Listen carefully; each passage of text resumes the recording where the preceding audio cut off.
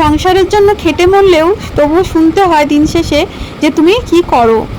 আমাদের মতো মহিলারা মানে যারা ঘরের বউ, তারা কিন্তু সংসারের খুঁটি নাটি সমস্ত কিছু মানে সন্তান সামলানো থেকে শুরু করে রান্না বান্না থেকে শুরু করে বাথরুম পরিষ্কার করা থেকে শুরু করে আরও নিজস্ব যেসব শখ থাকে, যেমন গাছপালা দেখাশোনা, পেটসদের দেখাশোনা করা, বিভিন্ন রকম কাজ, মানে কাজের মানে হিসাব দিলেও শেষ হবে না সারাদিনেও।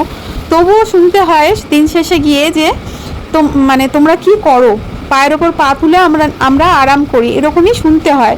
তো এই যে বদনামগুলো শুনতে গেলে কতটা মনের ভেতর কষ্ট লাগে বলো তো। সারাটা দিন সংসারের পিছনে খেটে তারপরে যখন এই রকম ধরনের কথা শুনতে হয় না, তখন মনের মধ্যে ভীষণ আঘাত লাগে।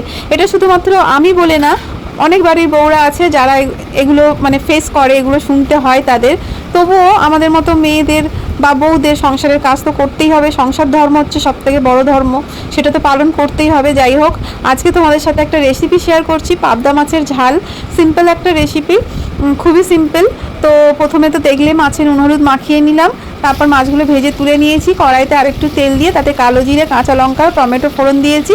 এবার একটু হলুদ দিয়ে দিচ্ছি, দিয়ে টমেটোগুলো গলা পর্যন্ত একটু নাড়াচাড়া করে নেব।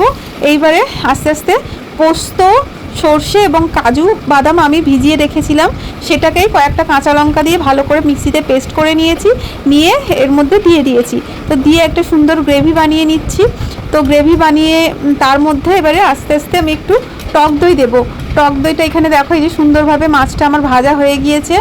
আর পাবদা মাছ খেতে আমার বর কিন্তু ভীষণই ভালোবাসে, ও প্রায় সময় পাবদা মাছ নিয়ে আসে। তো আমি এক এক সময় এক এক রকমভাবে রান্না করি। তো আজকে ভাবলাম তোমাদের সাথে এই রেসিপিটা শেয়ার করি। তো দেখো এই যে এখানে আমি টক দইটা দিয়ে দিয়েছি। টক দইটা দিয়ে নাড়াচাড়া করার পর তেল বেরোনো পর্যন্ত আমি অপেক্ষা করব। তারপরে দেখো একে একে স্বাদ মতো নুন দিয়ে দিলাম আর সামান্য একটু চিনি দেব।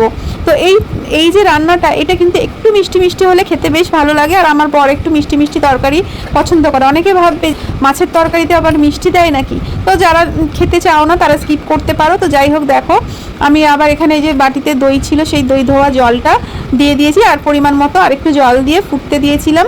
দেওয়ার পরে যে মাছগুলোকে ছেড়ে দিয়েছি। তো এবারে ভালোভাবে মাছগুলোকে ঝোলের সাথে ফুটতে দিয়ে দেবো। ও তার আগে আমি একটুখানি ধনেপাতা ইউজ করেছিলাম। তো দেখো এখানে আমার পাবদা সর্ষে পোস্ত রেডি হয়ে গেছে। ওপর থেকে দু একটা কাঁচা লঙ্কা ভেঙে দিয়ে দিয়েছি, এটা জাস্ট ফ্লেভারের জন্য। তো কাঁচা লঙ্কাটা দেওয়ার পরে একটু ঢাকা দিয়ে রেখে দিলে কাঁচা লঙ্কার ফ্লেভারটা পুরো তরকারির মধ্যে চলে আসে। তো এই হলো আমার তরকারির ফাইনাল লুক। তোমাদের ভালো লেগে থাকলে অবশ্যই একটি লাইক, কমেন্ট, শেয়ার করতে ভুলবে না এবং আমার পেজটিকে ফলো করে আমার পাশে থাকার অনুরোধ রইল। ততক্ষণের জন্য টাটা, গুড নাইট। সবাই খুব ভালো থেকো এবং সুস্থ থেকো।